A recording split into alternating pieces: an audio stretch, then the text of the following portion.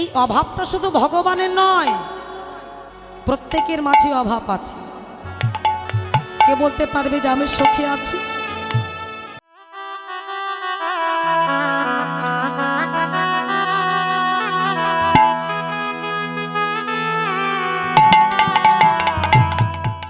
বললেন যিনি নবদ্বীপ চন্দ্র গৌর হরি, যিনি সচিমায়ের দুলালিয়া বিষ্ণুপ্রিয়া প্রাণবধূয়া, যিনি রাধারানীর প্রাণবল্লভ, যিনি কংস বংশ ধ্বংসকারী, যিনি কালী ও নাগ দমনকারী, যিনি পুতনা দমনকারী, যিনি হরিওয়ালা পাখি, যিনি অদ্বৈতাচার্যের আনানিধি, সেই ভগবান এত জায়গা থাকতে ভক্তগণকে সঙ্গে করে প্রভু নাম করছেন কোথায় বাবা? সুরধ্বনির তীরে। এটা আমি বলছি না, পদে বলেছে। সুরধ্বনির তীরে আজ গৌর কিশোর সহচর গণমেলি আনন্দে বিভোর। তো এই যে সহচর কারা? যেখানে দাঁড়িয়ে আছে পঞ্চপ্রভু শ্রী চৈতন্য নিত্যানন্দ শ্রীবাস অদ্বৈত গদাধর। বহিরঙ্গ ভক্তগণ সঙ্গে করে হরিনাম সংকীর্তন, আর অন্তরঙ্গ ভক্ত নিয়ে করে প্রভু প্রেম রস আস্বাদন। তো অন্তরঙ্গ ভক্ত ছিল প্রভুর ৩.৫ জন, রায় রামানন্দ, স্বরূপ দামোদর, শিখি মাইতি, আর এই শিখি মাইতির একটা বোন ছিল মাধবী দাস। তো এই ৩.৫ জন ভক্তরা প্রভু প্রেম রসে ভেসে যাচ্ছেন, আর বহিরঙ্গ ভক্তগণ সঙ্গে করে প্রভু আমার হরি নাম করছেন। তো নিজে হরি হয়ে হরি বলে কাঁদছেন কেন? নিজে কৃষ্ণ হয়ে কৃষ্ণ বলে কাঁদছেন কেন বাবা? আমার ভগবানে কি কোনো কিছুর অভাব ছিল? বলি অভাব না থাকলে কেউ কখনো কাঁদে না। আজকে ভগবান হরি বলে কাঁদছেন, কৃষ্ণ বলে কাঁদছেন, ভক্তের চরণতলে গড়াগড়ি দিচ্ছেন কেন? একটা অভাব আছে। গোলক বৃন্দাবনে যাকে নিজের বাম অঙ্গ থেকে সৃষ্টি করল লাহাদিনী শক্তি শ্রীমতী রাধারানী, সেই রাধারানীর কাছে ভগবান প্রেমে ঋণী হয়ে গিয়েছিল।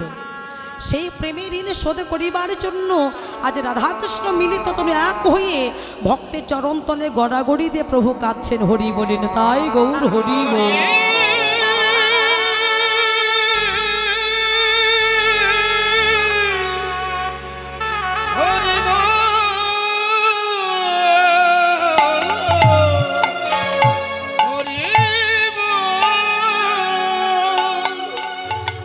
তো ডেকে বললেন এই অভাবটা শুধু ভগবানের নয়, প্রত্যেকের মাঝে অভাব আছে।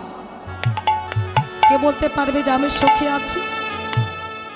আপনারা বলতে পারবেন বাবা যে আমরা সুখী আছি? ও মা, তোমরা বলতে পারবে যে আমরা সুখী আছি? হাত তুলে বলতে পারবেন? কেউ সুখী নাই। প্রত্যেকের মাঝে একটা না একটা দুঃখ অভাব ভগবান দিয়ে রেখেছেন। যে যত কোটিপতি হোক, যে যত লাখপতি হোক, প্রত্যেকের মাঝে একটা না একটা দুঃখ অভাব ভগবান দিয়ে রেখেছেন। কেন? এই অভাব না থাকলে, দুঃখ না থাকলে তো কোটিহত জীবের মানুষ কাঁদবে না বাবা। আমরা সুখের চিন্তা করি, আমরা সহজে হরি বলে কাঁদতে চাই না। এ জগতের মানুষ কোটিতে কোটি, আমি সবার কথা বলবো না। আজ জগৎ পিতা ভগবান হরি হয়ে হরি বলে কাঁদছেন কেন? জগতের শিক্ষা তোমরা কাঁদো, তবে সংসারের জন্য কেঁদো না। এ জগতের মানুষ আমরা কাঁদি, আমাদের চোখে জল আসে তখনই। কখন জানেন? যখন অভাব আসে, যখন আমাদের দুঃখ আসে, যখন আমাদের বিপদ আসে, তখন ওই বিপদের মাঝে দাঁড়িয়ে, অভাবের মাঝে দাঁড়িয়ে, দুঃখের মাঝে দাঁড়িয়ে হাউ হাউ করে কাঁদি। ভক্তমন অভাবের মাঝে কাঁদিবে, বিপদ আসলে কাঁদিবে, দুঃখ আসলে কাঁদিবে, তাকে কখনো ভক্ত বলে না। যদি কাঁদতে হয় হরি নামে কাঁদো। সংসারকে ভালোবেসে যত কাঁদিবি তত দুঃখ জ্বালা যন্ত্রণা কষ্ট বেদনা ছাড়া জীবনে আর কিছু পাবে না। সংসারকে ভালোবেসে কি পেয়েছেন? সংসারকে ভালোবেসে কি পেয়েছেন? দুঃখ ছাড়া, আঘাত ছাড়া সুখ পেয়েছেন কখনো? সংসারে কাউকে সুখ দিতে জানে না।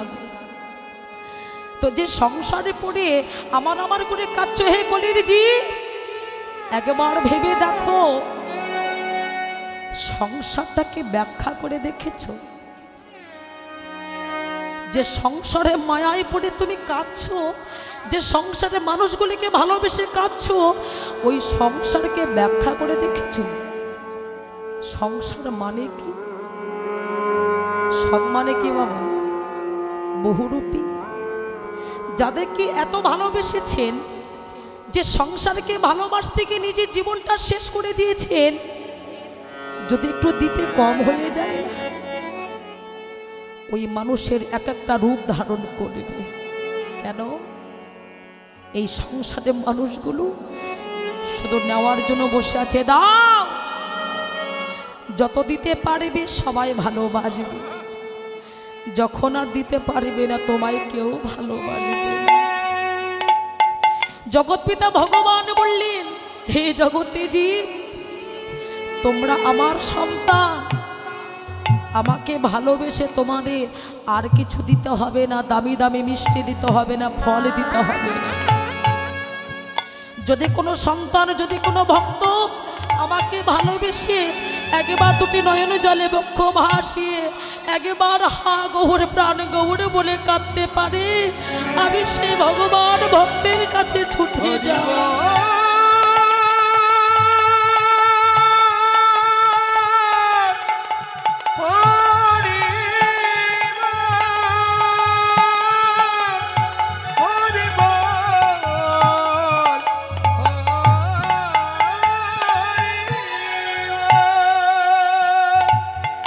যদি কোনো ভক্ত একবার হরি বলে কাঁদে,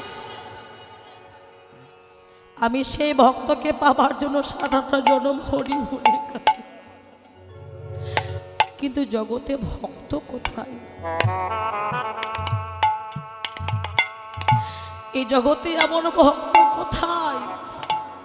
ভক্ত আছে, ভালোবাসার ভক্ত না।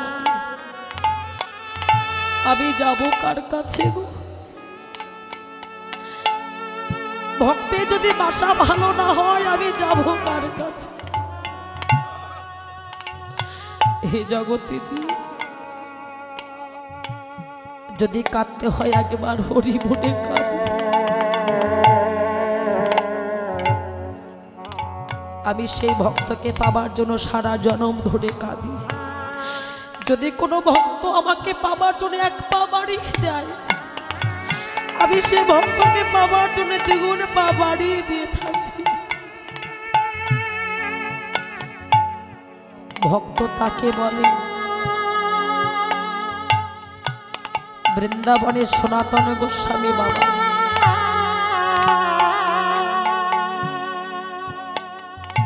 ভক্ত কাকে বলে? আমার মতো ভক্ত নয়।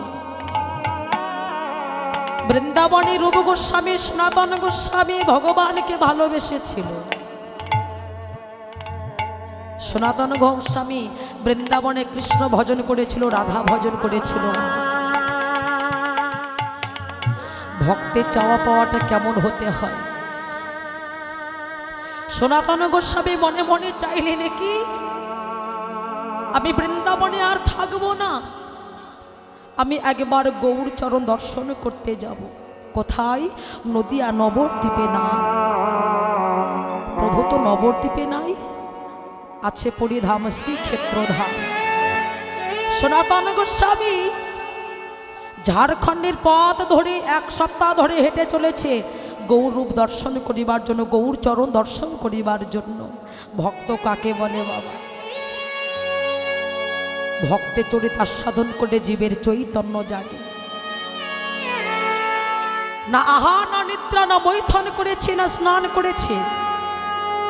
গ্রীষ্মকালে এত গরম তাপ, সনাতন অঙ্গে সেই গরমে তাপ লেগে 1 সপ্তাহ ধরে স্নান করেনি।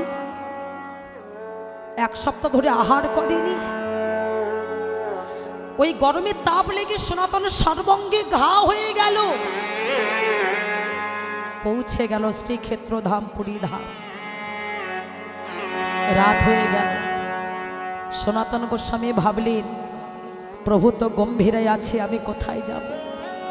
না, এই রাতে তো প্রভুর কাছে আমি যেতে পারবো না, তবে আমি যাব পরম ভক্তকে, আমার হরিদাস, যিনি 3 লক্ষ নাম জপ করছে। ওই 3 লক্ষ নাম জপ করছেন যবন হরিদাস। ওই হরিদাসী কুঠিরে গিয়ে দাঁড়িয়েছে। হরিদাস কে?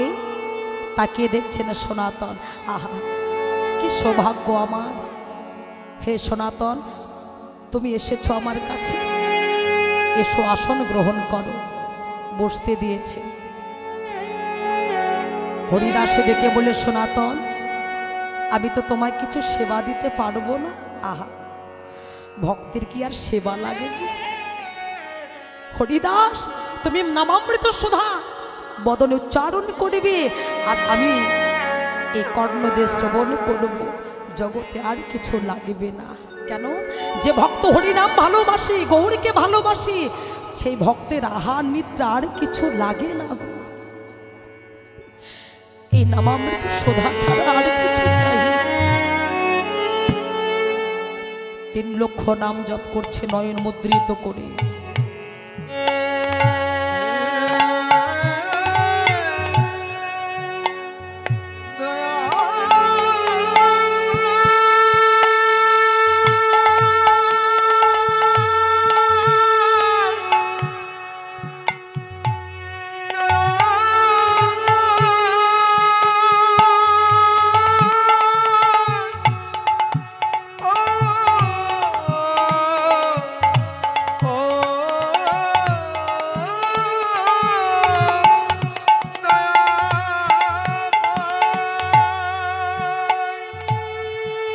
এদিকে প্রভু থাকতে পারছে না, গম্ভীরায় বাবা ভক্ত এসেছে তো, গম্ভীরায় প্রভু আর থাকতে পারছে না, ছটফট করছে।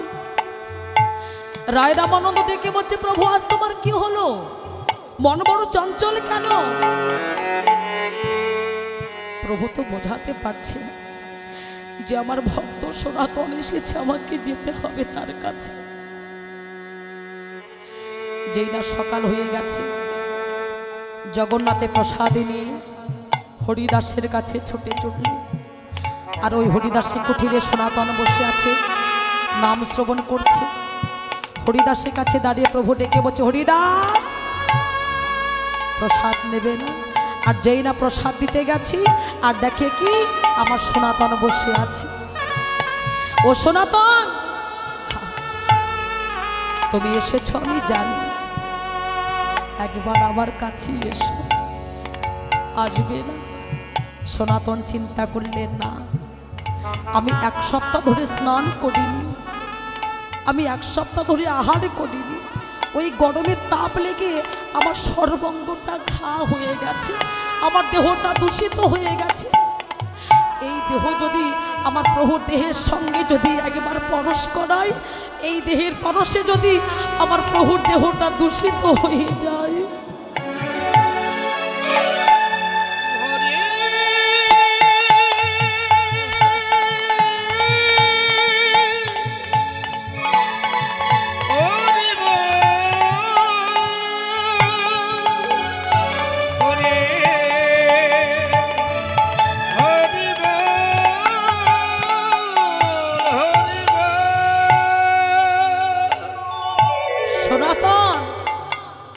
মনে বড় সংকট পেয়েছে। কেন? আমার দেহটা দূষিত হয়ে গেছে। না,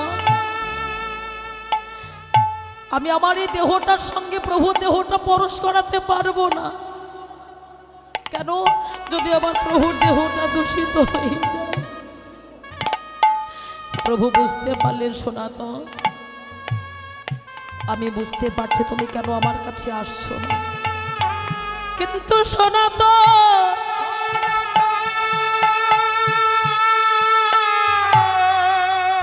যে আমাকে ভালোবাসে, আমি যে তাকে বড় ভালোবাসি,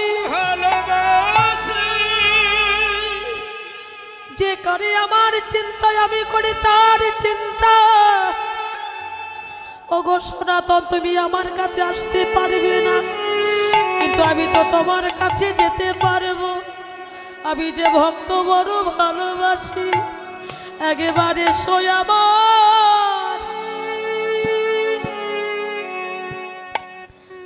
আমার এ বক্ষে এসো।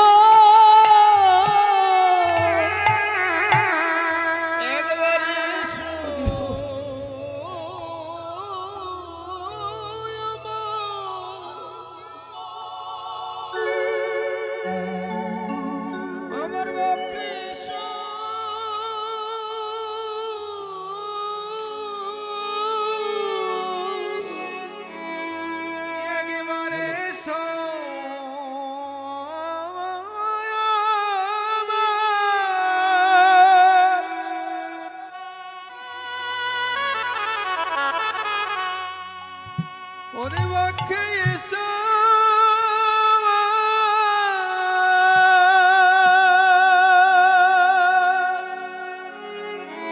একবার এসো